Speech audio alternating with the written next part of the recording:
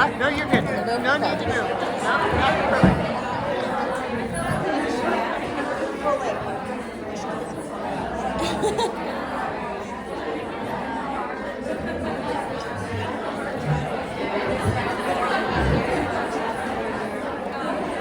All right, everybody.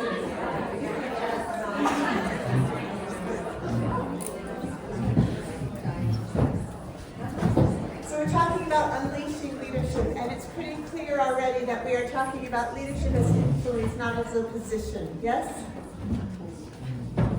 We are talking about leadership as how you choose with intention to lead your own life.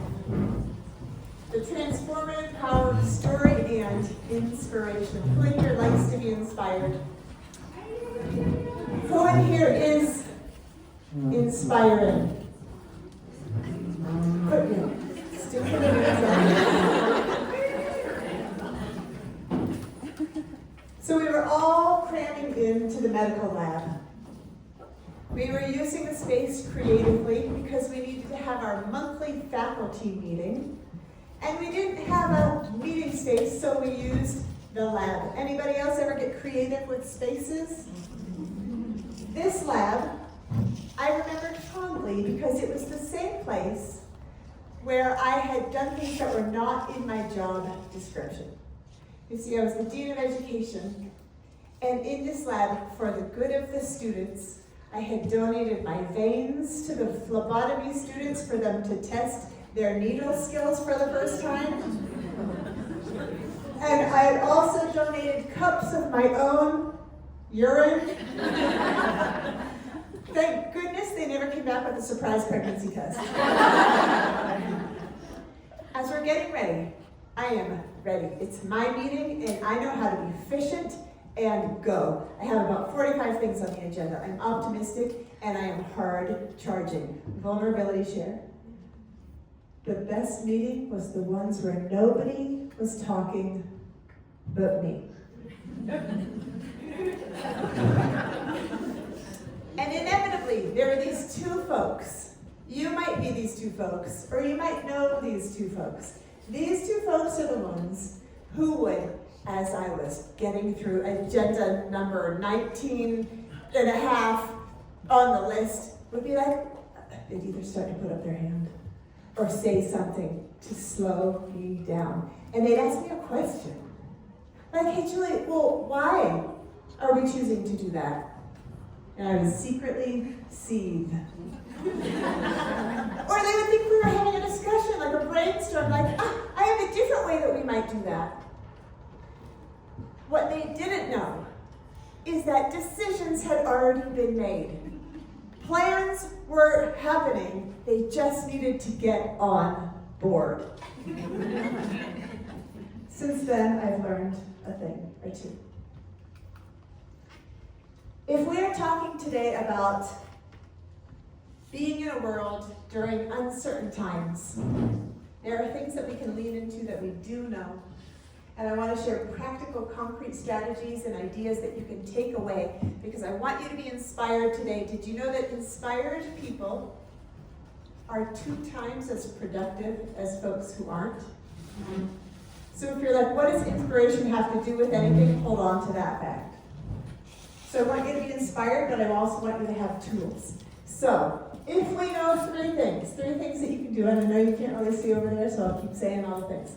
Number 1 says meetings. Anytime I hear the word meeting, it often is accompanied by like a groan.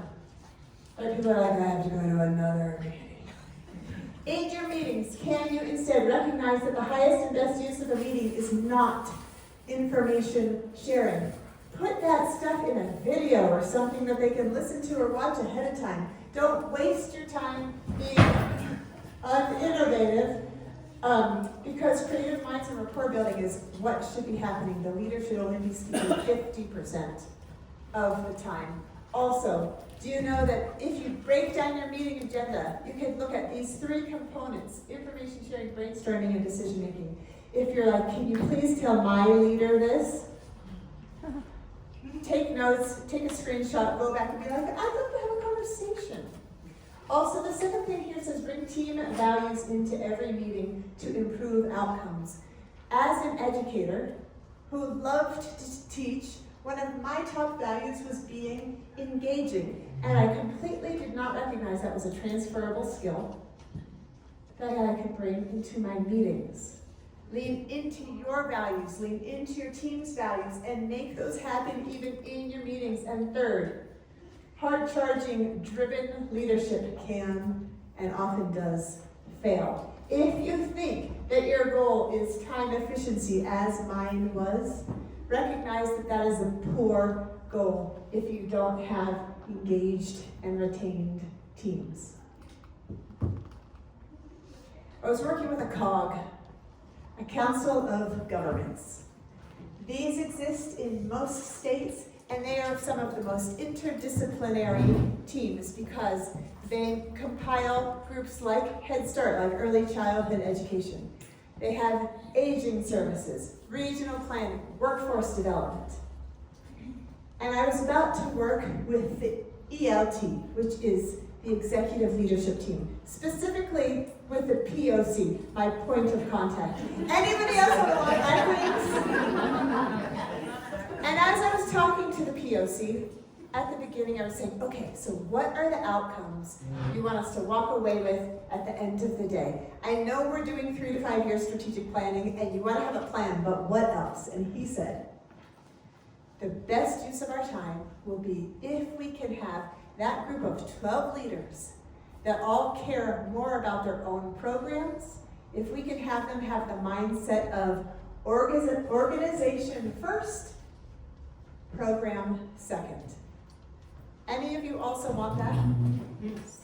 When our priorities are to care and to get things done, we're often looking a bit more micro than macro. So if that is a goal of yours, here are some ideas for you. So first, can you meet out of the typical space? It doesn't have to be offsite, but can you be in a space where you aren't typically doing your typical stuff, so you can engage in a new way because you're also in a new space? Secondly, can you have relationship first and strategizing second? We all know this is true, but if we get too hard charging, we forget this. And then getting work done is like pushing rope. How are we doing even with the people that are harder to love? Then third, we've got, can you do fierce active listening? Who in here ever struggles with listening? If your hand's not up, you're not listening. All of us. But the other thing is that each of us knows how to turn it on. Yes? It takes presence, and it takes patience, and it takes caring. So the third is we tell the group, you are going to be paying attention, you're going to be listening more than you talk. But then the last part is no ego. Sometimes we forget to talk about ego. We've all got it. Their job was to first state their case. This is what I think we should do. This is what I think is a good idea. To not be shy. To be the, which would it be? The Buffy? Buffy the Vampire Slayer? Yes. Yes? But then, if there's no traction with the group, maybe even to physically, literally stand up, shake it off, and get on board. And do not have the meeting after the meeting, which looks like, I didn't agree with what we just decided in there. Those are the 4 tenets. For teams in 2025, of which you are all part of a team, tell me if this is an issue or a concern for collaboration for you. The great detachment, where employees are feeling disconnected from their mission and culture, and it's leading to decreased engagement and performance. Anyone know what I'm talking about? You felt it, you've seen it, it might even be you. Then we've got lack of teamwork, poorly defined roles, internal competition, and absence of shared objectives hindering effective collaboration within teams. Anybody? Yeah, and the most important place is to recognize it, and it's not a diss to if you're here with like your whole team to be like, I think we could, right? It's opportunity. The third is decision fatigue. I don't even have to explain it. Anyone having this? Tired of making so many. They say in one given day, we make upwards of 35,000 decisions. Even me deciding to say that and how to say that, those are 2 decisions. And then last, balancing agility and stability. Oh, and if you're like, I do want to see Hadessa, pick that chair up and come over here. Please feel free. Anybody really, like look around. This is for you, and nobody should feel, you should all feel empowered to do what works. Teams often struggle to remain agile and responsive to change while maintaining stable processes and structures. Anyone struggle with this personally? This one right here? Yeah, good awareness. The first place is recognizing it. The second is what do we do about it? Oh, the last one is information overload. Too much coming in too fast. Drinking through the what? Arrows. Yes. Anybody have that?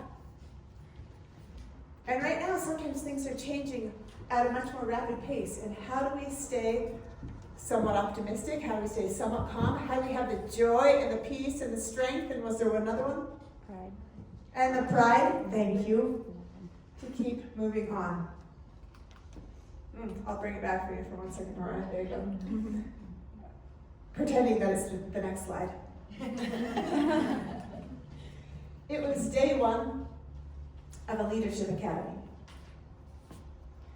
30 social workers were filing into the room, and a lot of them had that look on their face of, my boss said I had to be here. I know that face quite well. But the day 1 of a leadership academy, it is my job and my goal to get people comfortable with taking risks. So the very first step, and many of you have done this with me, is I ask the group without talking to go to one side of the room or the other. The leaders go over there, the non-leaders go over there. Of course they want to ask questions, and of course I love being bossy and telling them that they can't. What I'm surprised about every single time is how many people go to the non-leader side. Because it's even called a leadership academy. So we have the conversation, and as you might imagine, what people are saying is, oh, I thought leader meant position, that I was the boss, or I was the boss of the boss, or that I've been around the block in this industry for a lot of years. But what we collectively decide is it is about influence and how you are showing up right in this moment, even how you're sitting, when you ate, what you did during the break. You are influencing other people, whether you like it or not. It's empowering and sometimes daunting, yes? So then they go forward with intention. Like, what do I want to be putting out into the world? The second step is I ask them to self-reflect. Some of you are like, oh yeah, I see the method to the madness because I've been a part of it. The second step is, what are your strengths and what are your growth areas? Write them down, think about it, be humble, and go get in a group and talk about it. And each time people come back and say, some people that I thought I was so different from, we got a lot of the same struggles and challenges and areas that we want to work. Then the third part is, and I'm going to ask for you to each grab one of those index cards that should be in the flower pot at your table. See those? Everyone grab one of those. And I share a story with them because this is where I want them to get really clear on what's outside of their comfort zone and how they might want to grow. And I'm going to ask that of you soon. So the story goes something like this. I was climbing Mount Kilimanjaro in what? Awesome guess, and I love the risk taking. In Tanzania, in Africa, yes. It's the tallest freestanding mountain in the world, 19,000, maybe 400 something feet. And we were going up through 5 ecosystems. And for some reason I had this kind of ego. I thought it was so tough and adventurous that I did not need to take the Diamox that would prevent what? Altitude sickness. I love this, yes. Who's had altitude sickness before? Yeah, we could have a good conversation afterwards. The morning before the final summit of the very top, I get out of my tent and I projectile vomit everywhere. But I think mind over matter, I'm determined, here we go. And I started to walk and I was slow. And after a little while, my partner turned around and looked at me straight in the face and said, Julie, the bravest thing you could do is turn around. Kind of humiliated, but also delirious. I did. So I went back and waited. The group summited, victorious, unapologetically came back to me, celebrating. I was kind of happy for them, but it was kind of hard for me to be happy for them because I was feeling so sorry for myself because I felt like a fraud. What I was realizing to be true, not really true, but what I was realizing to be true was that who was I to think I was adventurous? Who was I to think I was brave and strong? I couldn't even do what everybody else did. As we started to descent over the last 24 hours and I got more oxygen in my brain, and quite frankly over the next 24 months, as I tried to clear up and change that negative self-talk, I recognized that I was not a fraud. And perhaps one of the bravest things I can actually do is recognize that if I go for a tall goal and I don't reach success, that's still brave because I was taking a risk. So I ask for you to think about what is outside of your comfort zone and what you are afraid of. Would you mind to write it on the index card?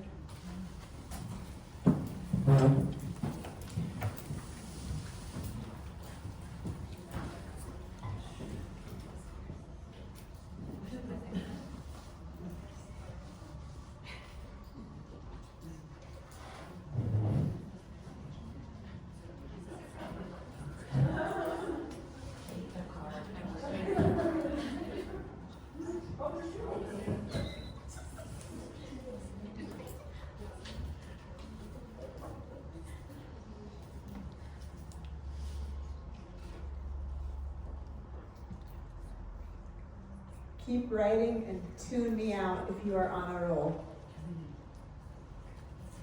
When you're done, so maybe in a half an hour or so, I'm going to ask you to just stick them under the flower pot. And I'd like to read them later, but you don't need your name on them at all. I just want to see what you said. I have inevitably done 13 years of research on the same topic, and I didn't even know that that was the plan. Because in that room of the Leadership Academy, when I do this, then I collect the cards and I read them out loud. And the number one thing consistently that is at the top of the list collectively every time is, what do you think? Failure. It's failure. In roomfuls of competent, accomplished people who have made it, there's still this fear of failure. So if you were just laughing because you're like, that's the word I just wrote, I saw some of those faces. You are not alone. So here's what we know. If you want to create trust in your teams, the first thing is we have to have psychological safety. If you're like, I don't know that term, here's the definition. And trust can be intentionally created, but it's intentional, it has to be step by step, often.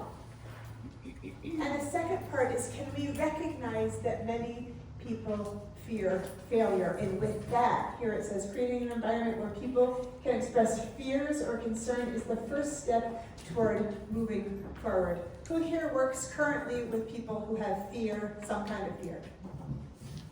The first step is talking about it. You're not politicizing it. You're just saying, how do you feel and what's going on for you?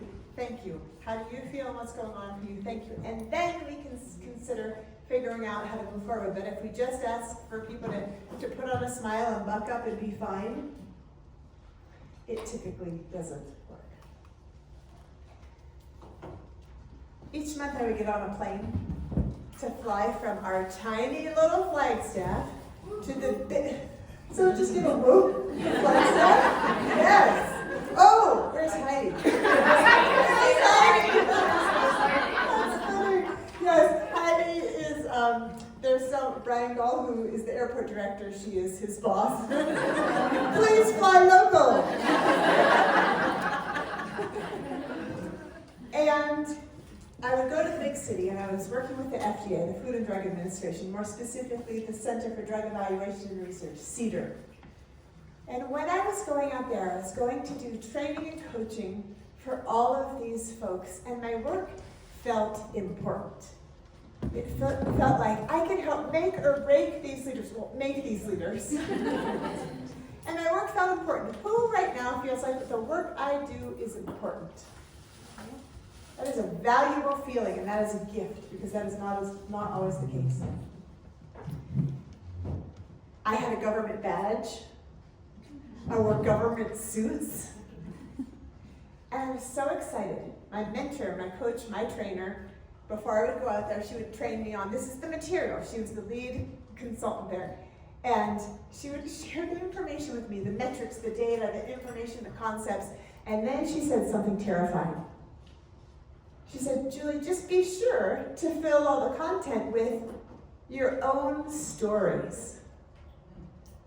Have you ever not wanted to put all your cards on the table and let somebody know that you have no idea what they're talking about?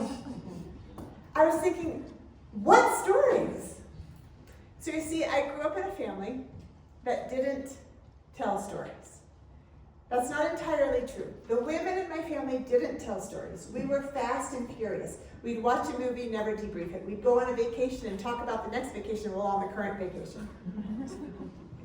The men in my family, on the other hand, were the long-winded hostage takers, where I would smile and nod while secretly trying to figure out how to feign my own death.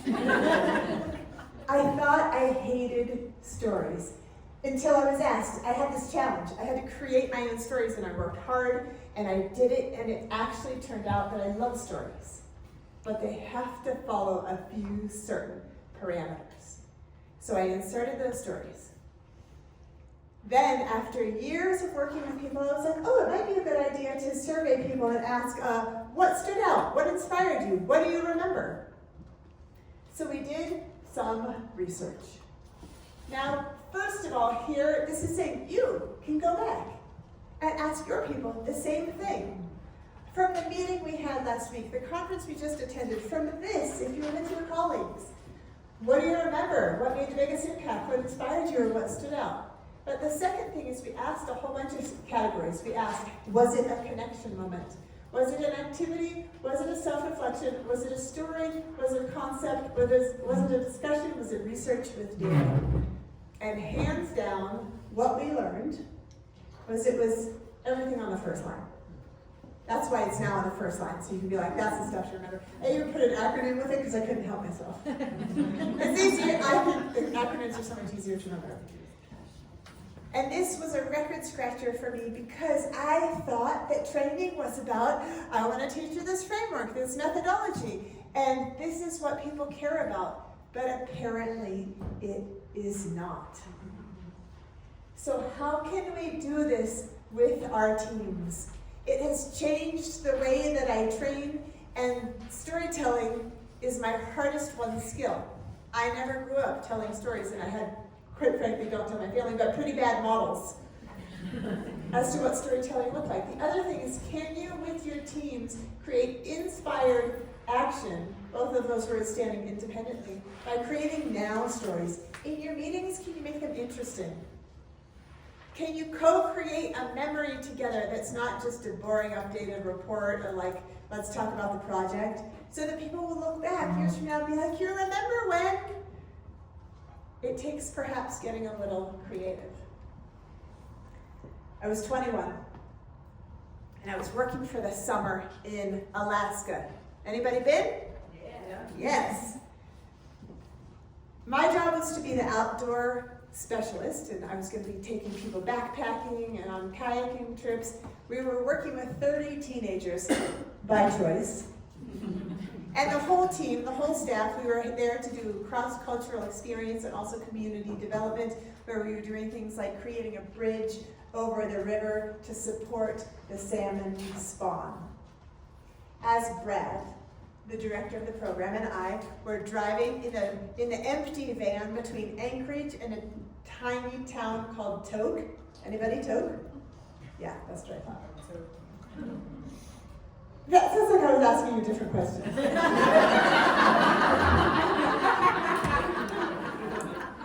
I don't have a good filter after I hear myself say something.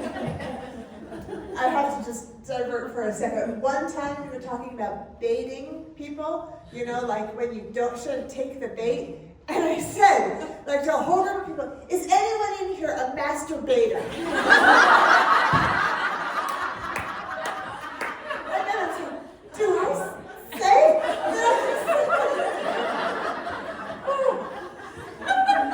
You're naughty.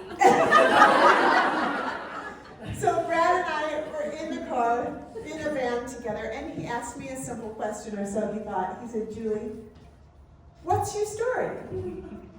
And I thought, he's just asking to get to know me. It's not intended to be an interview where there's right answers and there's wrong answers. But I really had no idea what to say. So I said, Brad, what do you mean? He said, what makes you unique? What makes you you? And I said a sentence that I have never said again since, which was, Brad, I'm not unique. I'm just like everybody else. Now that I'm no longer 21, I am able to recognize that was one of the most arrogant, uninformed things I could have said. So he was wise, though. He was of a different generation. He was 35. And he said, so Julie, so you're telling me that the folks that you went to high school with in Pennsylvania, are they also ice climbing this summer? He continued on. He said, and are they also teaching teenagers to weld like you are? Also, have they just learned to shoot a 30-06 rifle and then are teaching that to teenagers because, well, that's an Alaskan pastime? And I got his point. I am unique. And each one of you are unique. It's sometimes hard for us to recognize, though, when we are in a collective of people who do the kind of things that we do, or maybe have the similar kind of experiences. Just about 6 months ago, I was at a tax conference. Anybody here, you love taxes just like these folks do? These are folks who, tell me if I'm wrong, who like to cross their T's and dot their I's. They were county assessors, there were accountants, and there is a type. Yes? I'm looking at one of them. And the topic came up of I am not unique. And I thought, as I was standing on their stage, there was maybe 200 of them, I was looking out and thinking, if you could only see what I see, oh yes, you are. A few months after that, I was at the Chief Firefighters Association conference. Same thing, looking out, but this time there was a real physicality I noticed. If I'm being honest, there were a lot of muscles. And then I could also tell with body language there was tenderness and toughness. Anyone know firefighters, or you are one? Mm-hmm. During a break, one of the chiefs came up to me and he said, Julie, I want to tell you a little bit about firefighters. I was like, oh, please. He said,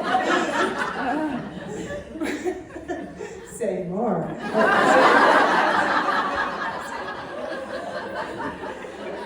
He said, we are rebels. And I was like, oh, like you like to challenge the status quo? You have a creative way of thinking. He was like, no. What I mean is, while everybody else is running away from the fire, we are running toward it and we love it.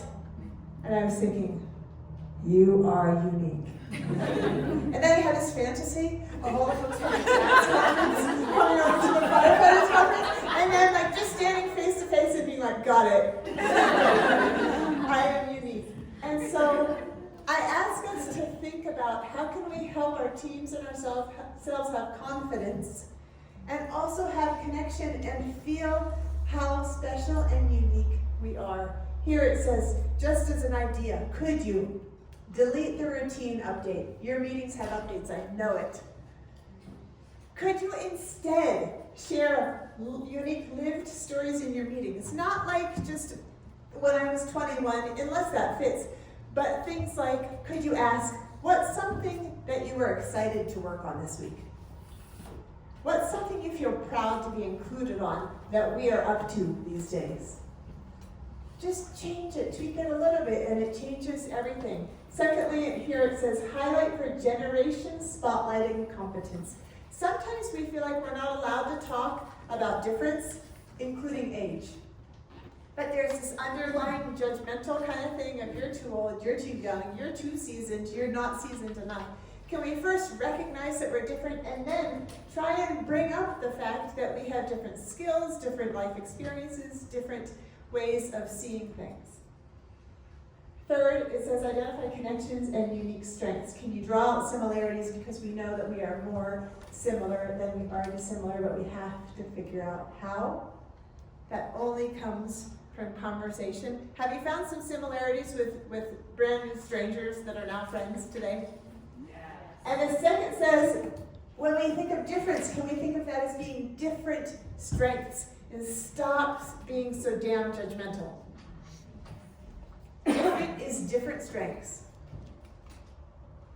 So I have a chance to be with about 150 different events each year, which I did the math. Jenny. And I figured out. I'll calculate and make sure it's correct. Yeah, you probably should. And so apparently over the last 13 years, I've had about 2,000 different team event days that I get to support. So I've seen a lot in terms of how groups operate. And in the beginning, I talked to the POC, which is what?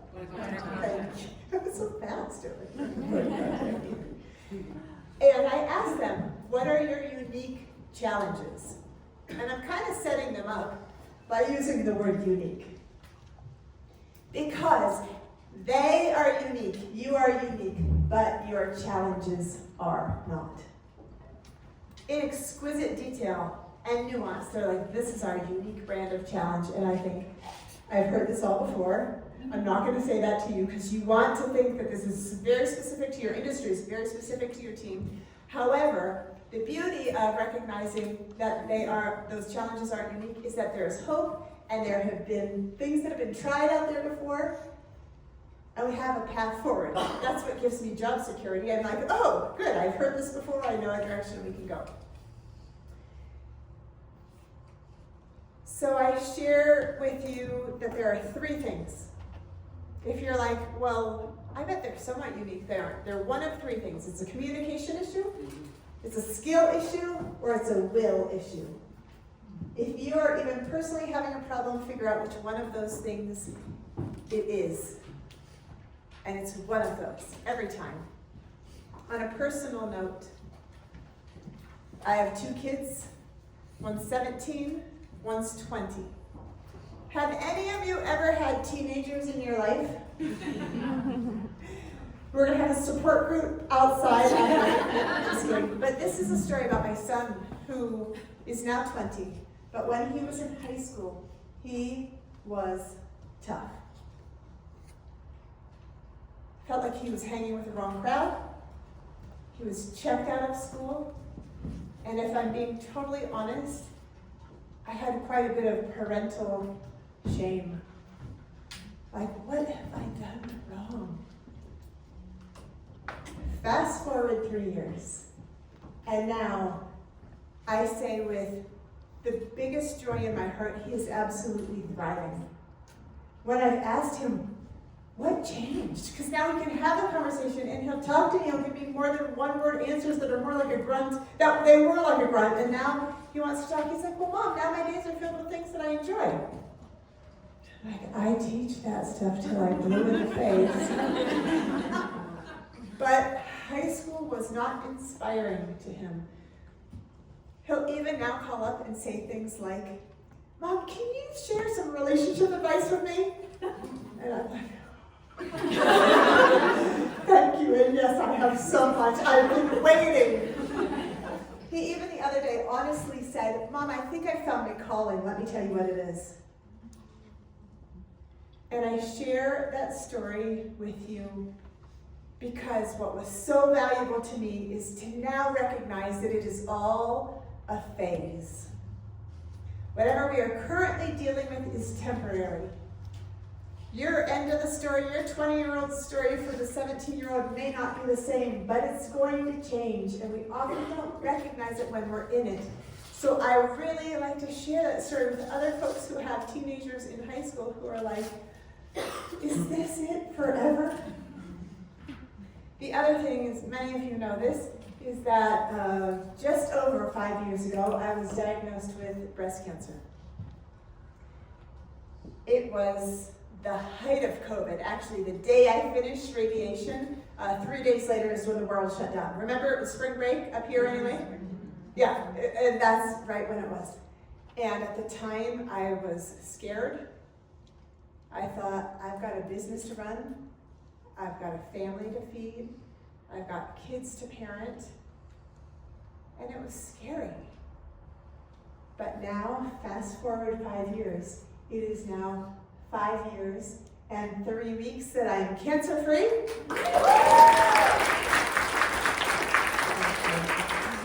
And I share that with anybody else who has a recent diagnosis or a recent illness to say, there is hope and I am it, and let me tell you my story.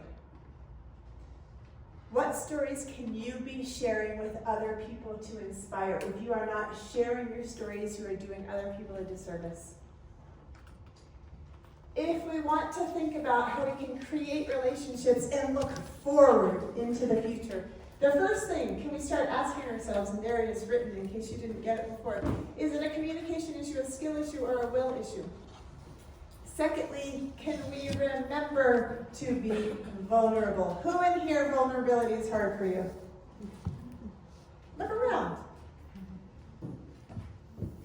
That's the first step. We know, we've been trained for like the last 10 years with any business book or any podcast, vulnerability is not a weakness, right? Here it says, sharing our challenges with each other lets us realize we are not alone and builds authentic relationship. The group that I was with just down in Phoenix was the American Burn Association. And there is something in that community that's called Burn Camp, where somebody who is a survivor of a burn, of that kind of injury, they'll go to camp together, and they say one of the main goals is for people to recognize as they meet others like them that they are not alone. And lastly here, there are many potential solutions that have proven results and hope. So if you are in the middle of something challenging, other people have been through it before and have figured out a way through. It might take research, it may take conversation, but it's first recognizing whatever the challenge is. So we're going to pause from telling the stories for a moment. And I want to share with you, I'm telling you 8 stories during this segment right now. And someone said, wasn't it so refreshing that like those stories that were told over there didn't seem rehearsed? Mine are. They say, now if you take just a few top things away from today, take this. 20 stories are 22 times more memorable than facts alone. Did you know that? I hate to have to tell you that in fact form. 22 times more memorable. So we are doing our meetings wrong. We are doing our commuting wrong. If we are wanting to be inspiring and make memories, we've got to do some of the hard work. And it is hard work. We have to look backward to be able to inspire forward and turn something into a story. And like I mentioned earlier, turn it from a telling into a storytelling. And I'm going to give you a strategy and a roadmap soon, because when I first started doing it, I was like, which end is up? How does this work? How do I do this? And what we're saying a story is it's something that actually happened and it involved you. Anyone familiar with Robert Cialdini? Yeah, a couple of you.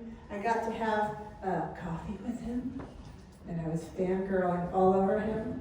He's the guy who's written like all the books on influence.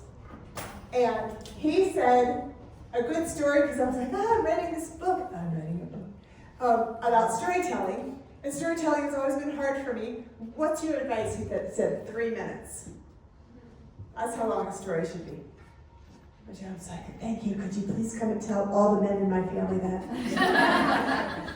It actually happened. It involved you. It probably happened in a regular day. It's not the best moment, the worst moment. You can find that. And the question was asked from over here. Tracy asked it, where'd you go in your green? And, oh, now you're brown. Now I'm brown. Now you're brown. Right? Is it story first or lesson second? I find that both of mine are both directions, but it comes with I have a deadline. Right? Okay, I have a meeting on Monday and I want to tell a story. What's it going to be and what could it have anything to do? Right? So we talked about how you are at telling stories. I gave you a roadmap outside about how to do the 2-minute dump. Very sexy name. But that is my favorite team building activity, and I do a lot of team building activities, and I've learned over time that people don't love corny. I love corny. Anyone else, my people, you love corny? Yeah, thank you, a couple of us. But, so I tried to make them non-corny. That was non-corny, right? It's a real connection. And another one that you answered, what did you do this morning before coming here? So I'm going to ask you to, so take these with you, but now would you mind turning to a neighbor, somebody that you're sitting beside, and first you need to do a little math again. Will you think back to what you were doing about 10 years ago in your life? So I'm 51, that would be when I was 41, right? You're just doing backwards math. I'm stalling a little bit so you can be like, oh, what was I doing 10 years ago? And would you mind sharing with the person sitting beside you, what were you doing in your life 10 years ago? Go.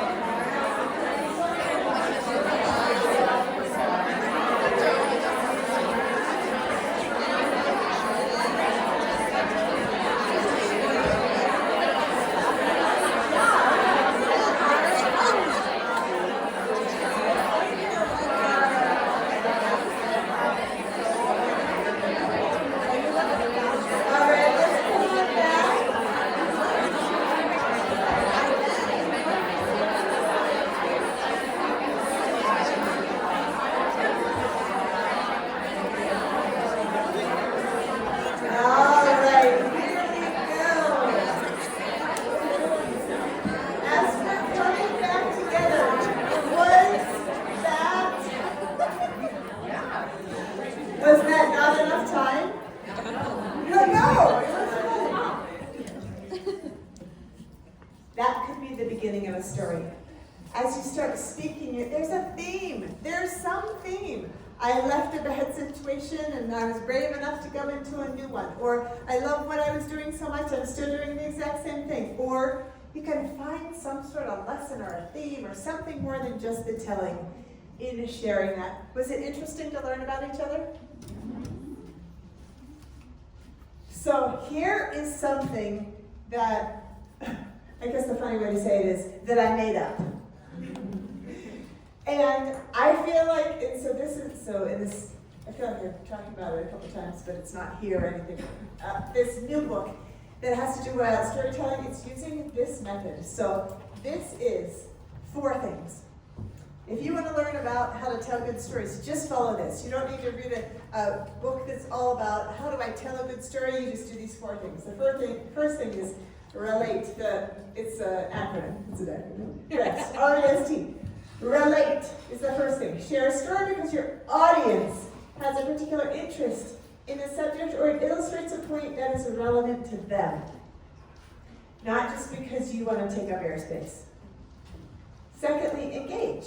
We know this, but here's a few ways to do it. Like, don't just freight train and monologue. It says perhaps use eye contact, perhaps pause. Make sure they're with you. You can even ask micro questions. You've heard Judy and I do a whole bunch of these that elicit a nod or a hand raise. Like, can you relate to this? And then keep going. The third is keep it short.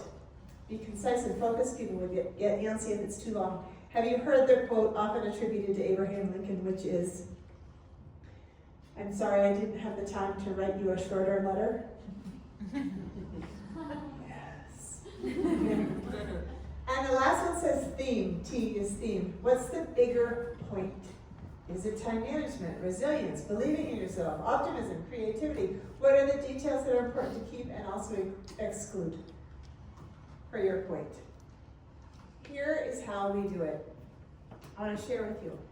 So I collected secretly some of your cards from your table. Want to hear what they say? Mm-hmm. And if I ever do this, I will be, if it outs who you are, I'll scrub it. So it won't. So the first one says, it's hard to articulate. Is it failure? I'm afraid of a lot. So it says, being outside of my comfort zone, speaking my truth into the moment that it needs to be spoken, telling people my needs, reaching the end of anything and everything because it means it's over. Practice setting boundaries and explaining what the yes is that makes me need to say no regardless of hostility and guilt I receive in response. Taking a risk, such as a new job. Being outside of my comfort zone. Stagnation due to exhaustion. Storytelling. Confrontation. Failure. The big drop. Singing in front of people. Also because I have a failure to sing in key. Being alone. Failing. Not taking risks. Not being the best leader. Not earning respect. Setting boundaries. Making new adult friends. Asking for feedback about performance and leadership. The first step is recognizing it. You've done that. Being willing to take it from some little hidden recess of our brain into the front, because once we can acknowledge it, then we can talk about it, which often then loses its power, and then we can strategize. And what we're doing today is strategizing with each other. Some of the things you're strategizing are things that other people have said. Some of it's not. You're just having an idea that's sparked. You're like, I know what I want or need to do about this particular thing. If we're paying attention, inspiration shows up in all sorts of ways. I was working with a health services team and we were in the boss's living room. There were just 7 people, and those are my favorite retreats because they're cozy and intimate when we're in somebody's home. They had brought me in because they said, we want to create a culture of feedback seeking. They said there's too much gossip, too much defensiveness when getting feedback, and there's a lot of indirect communication. Have any of you seen that before in your workplace or in your life? And so I said, great, 2 questions. The first one is, do you give more positive or negative, aka constructive or instructive feedback? And they had a conversation, and the question then that came up was, well, isn't feedback so that people can grow? I thought, your question is telling. I said, sometimes yes, all the time, no. So let's go back to Dr. John Gottman's 5-to-1 rule, which is 5 positives to 1 negative, or perhaps constructive. It is hard to do because we are problem solvers, and we recognize a problem and we want to attack it. But when you do that, you make withdrawals from the emotional bank account, and then they think you're a jerk instead of listening to your feedback. So that's the first thing you gotta change. The second is I ask them, how much feedback do you all ask for? And they said, oh, Julie, you're confused. We're not talking about us, we're talking about them. You get where I'm going with this? It's like, oh yes, however, leaders, leadership mindset and positional leaders, of which you are both, go first. And there are good questions and there are mediocre questions. Mediocre questions are the ones that I hear the most. They are C-level questions, like ABC. C-level questions, there are 3 of them, and I hear them all the time. I bet you all even know them. What am I doing well? What can I work on? How can I support you best? Not terrible, but C. Better questions are unique and specific. They might address your particular tendencies, but they are specific, specific, specific.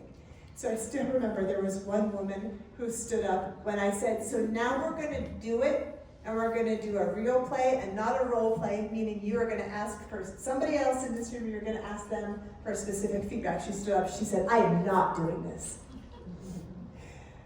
And thankfully I was able to talk her down. I was like, all right, game on, let's see what happens. See if I can wrestle her, but in a nice way. And so she thankfully got on board. I like to be bossy, but I try not to be bossy, so anyway. Then what happened next is something that I will remember forever. There were 2 people who got together, and one asked with tears in her eyes, she asked the other one, she said, I fear that you think that I think that my department is better than yours. Is that true? Now, being that one of my top skills is eavesdropping, I was listening. Hopefully they didn't know I was listening because I just don't make eye contact. That's my whole strategy. I don't even remember what the outcome was, if it was a yes or if it was a no, but what I do remember thinking is that is what bravery looks like. So a few things. If you want to have feedback and you want to lean into change, I've heard in 2025 that if you're not on board with the idea that change is constant, fix that because it's here to stay. Here it says, can you ask better questions to get better answers? Create a feedback-seeking culture by asking for specific feedback. It's just that simple. Not the whole, my door is open, people can give me feedback at any time. That's D level. Right? F would be no feedback, no news is good news. The other here says, ask your team to list their current hot topics and then have a discussion. However, certain ground rules are imperative. These are the 3 that I use. If you're I want to know how to do this, email me later and we can have a conversation about it.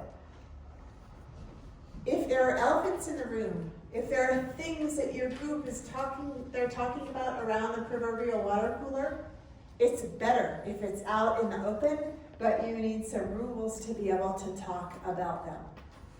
And the third here says, get a 360 assessment. Who's ever participated in one of those? And who's I have no idea what that is? Perfect. So 360 is a formal feedback process where Denise says to the people she supervises, to her peers and people who supervise her, as well as her clients, or her partners, or her constituents, or whatever, I'd like some feedback. And then there are certain questions that are asked, and it's all typically done up in this computer program, and then the facilitator comes and says, here Denise, here's the feedback, and let's create a roadmap. If you want to do that, we have someone on our team, her name is Jeannie, and she provides that.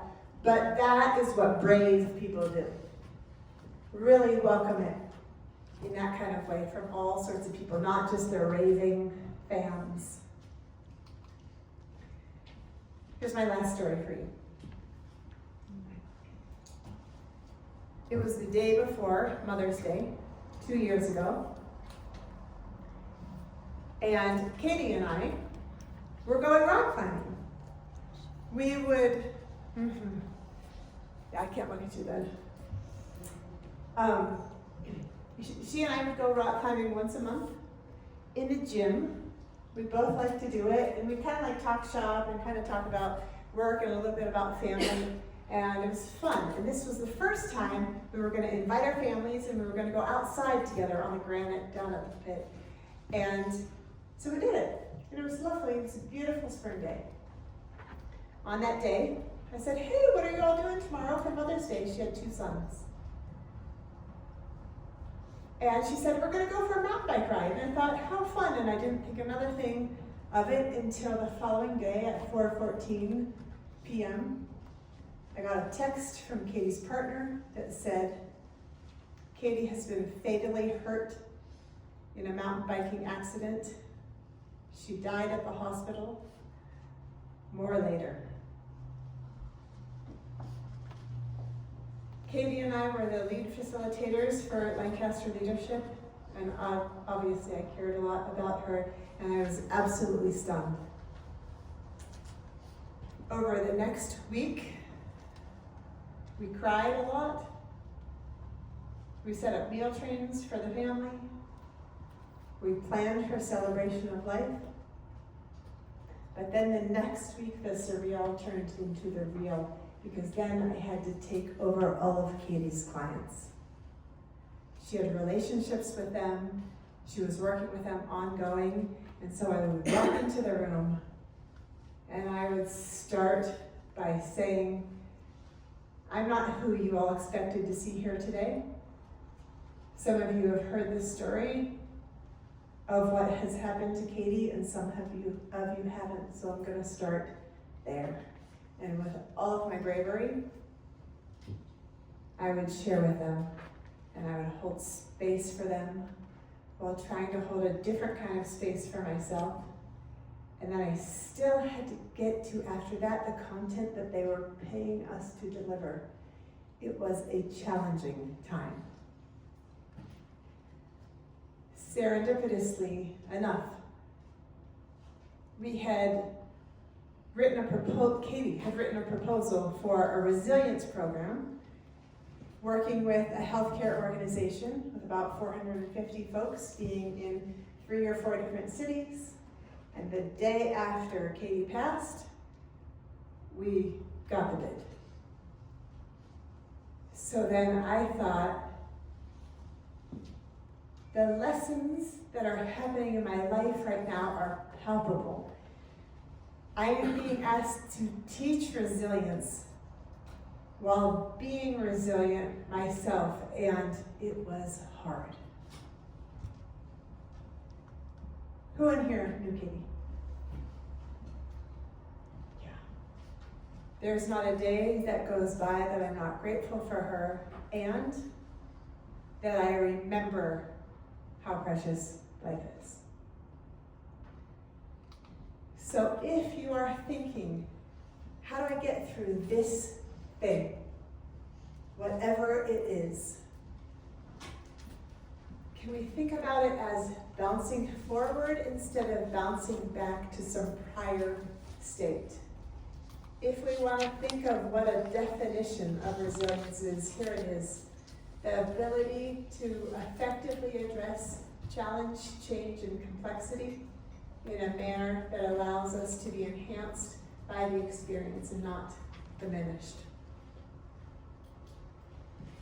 So I'm going to ask for you to share with all of us a little bit about how resilient you've been. Would you mind standing without talking? And if within the last 2 years you've had the death of a loved one, will you stand?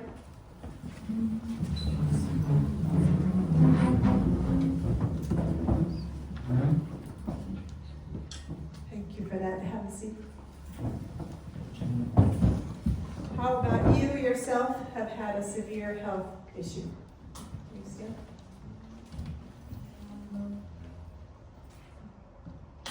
Thank you. Within the last 2 years, these are like all kind of making me cry. You've had your heart broken in the last 2 years. For you stand. Yeah.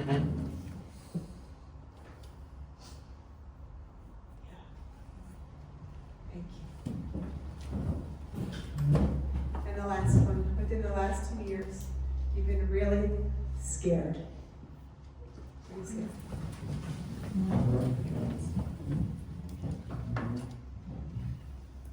Take a look around. This is the real stuff. We are not alone. Thank you so much.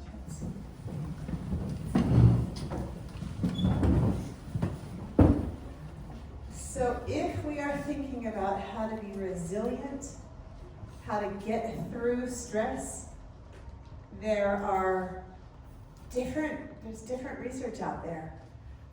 This one, Jack Altman, he talks about what the modern employee wants, but really a person these days is purpose, growth, and community. You want those things?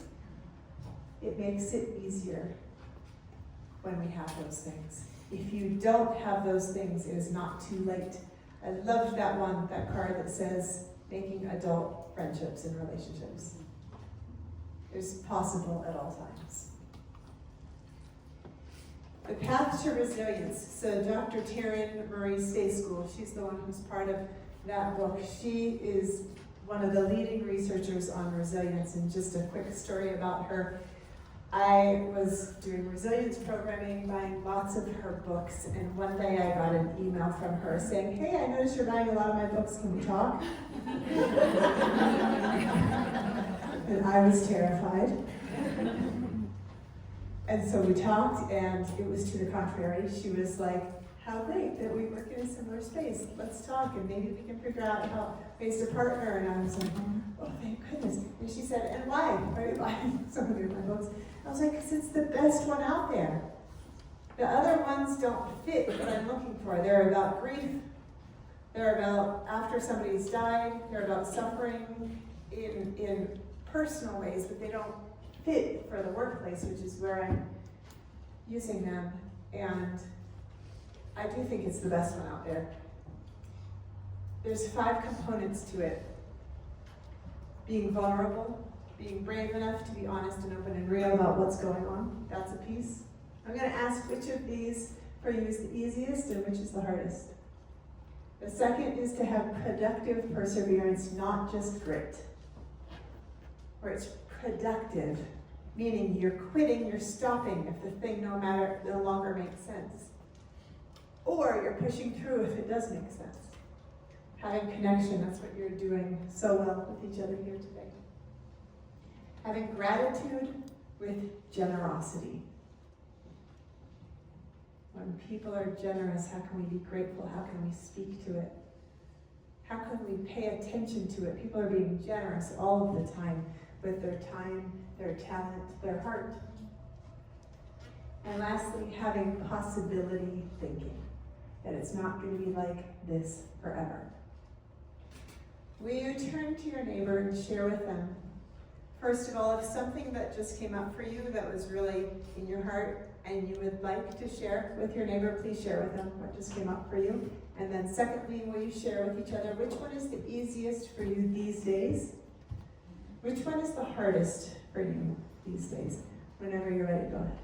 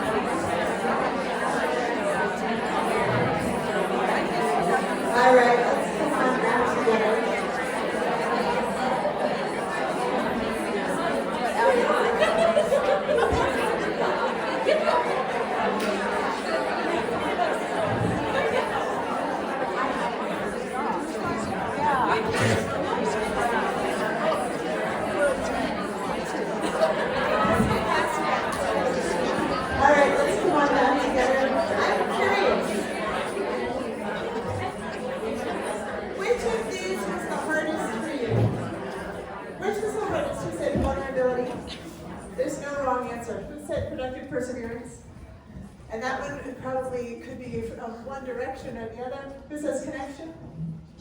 Great. Who says gratitude with generosity? Great. And who says possibility? Great. That's the first place to start. And you go ask for mentorship from other people. You say, it's hard for me to think about outside of today. Will you help me with possibility thinking? And if they're like, what's that? You first tell them, and then you ask for help. I'm going to ask for you, as we're starting to wrap this up, I'm going to ask for you to think about what is a resilience story that you have.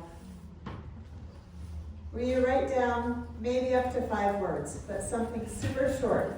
You might have 500 resilience stories, but will you write down a tiny little, mine would be called the Katie story, or something like that. Just write a little, what's the title of it? What's the topic of one of your resilience stories?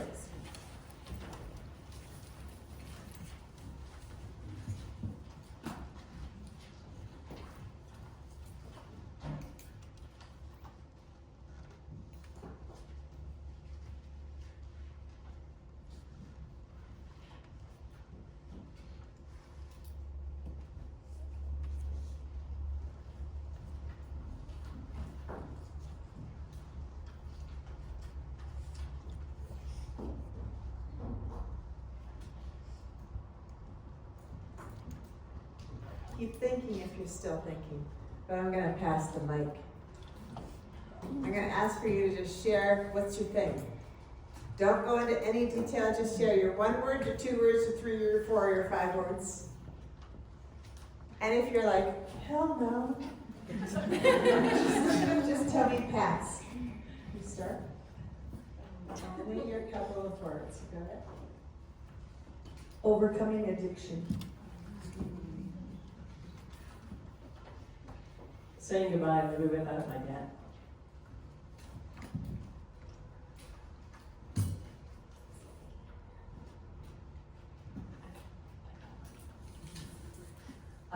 Be back after cesarean. It felt like it was all crashing down.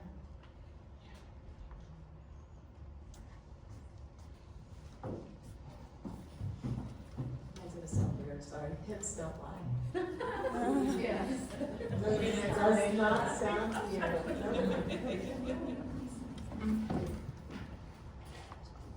Get past walking away. Overcoming blood disorder to work again. My children and their needs. I made it despite of you.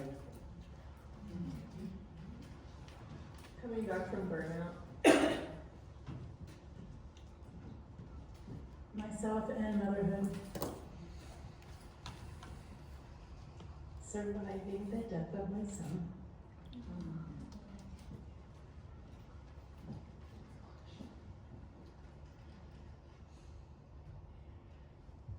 Family commitments. Becoming a single parent.